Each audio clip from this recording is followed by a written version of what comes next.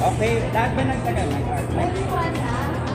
So, dito, ay, ito yung art natin na ito.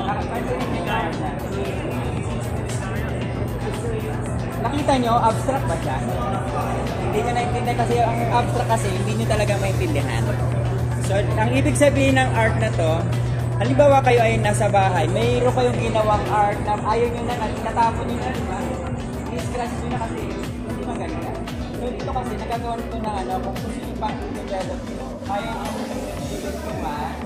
So, dito, pwede natin siyang tutukan ng art, kahit magulo yan. Additional na yung ginawa nyo, part nyo. Sa kanina, meron kanina ano ina-observe nyo kung ano yung labels na ilalagay.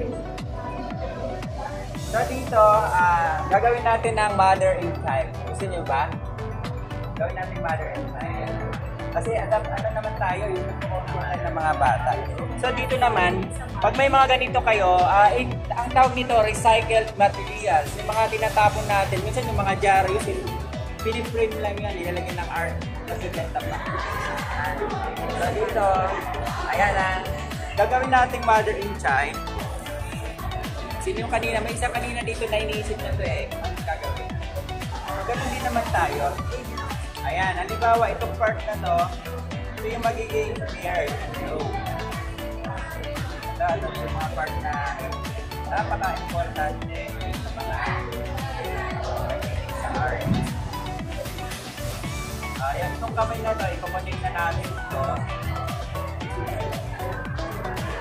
Ayan na. Amin nila kasi abstract naman tayo yung hello mo, pwede natin gawin na. Nakikita niya na. Ako, hindi ko pa nakikita So, ito yung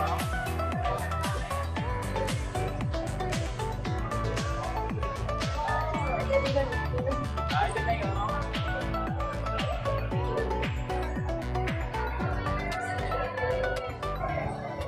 So, kukonek natin yung art. Ang mangyari, napakaganda ng background. Nakita niyo? So, pwede kayong gumawa ng art. Tapos, ang gagawin nyo lang, mas guguluhin nyo na lang yung background para lumabas yung art. I-highlight na lang natin yung yung hello. So, pwede kayong pumirma dito. May sign pen ako. Isa-isa kayo ng sign pen. Ibibenta na natin.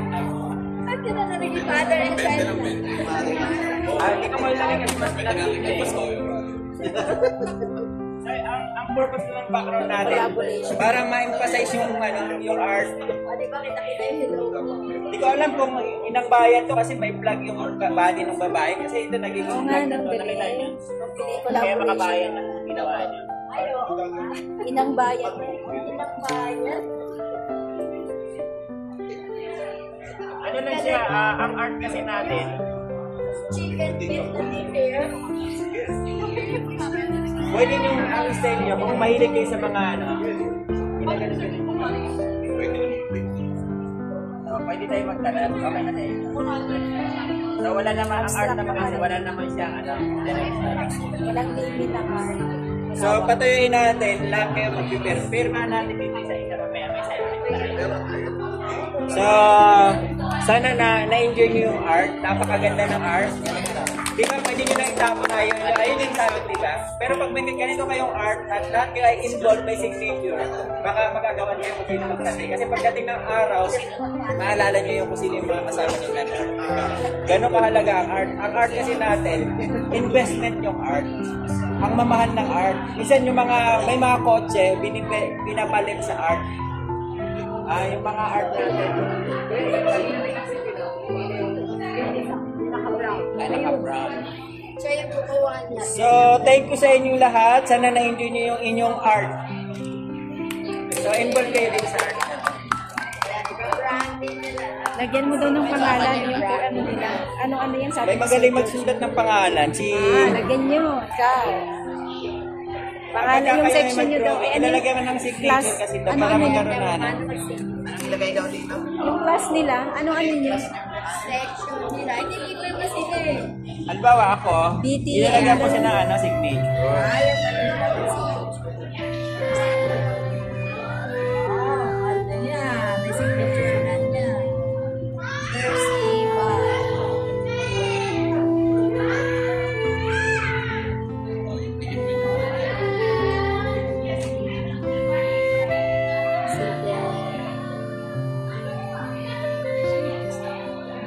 ni Doktora and Sir Johnny sa inyong ano.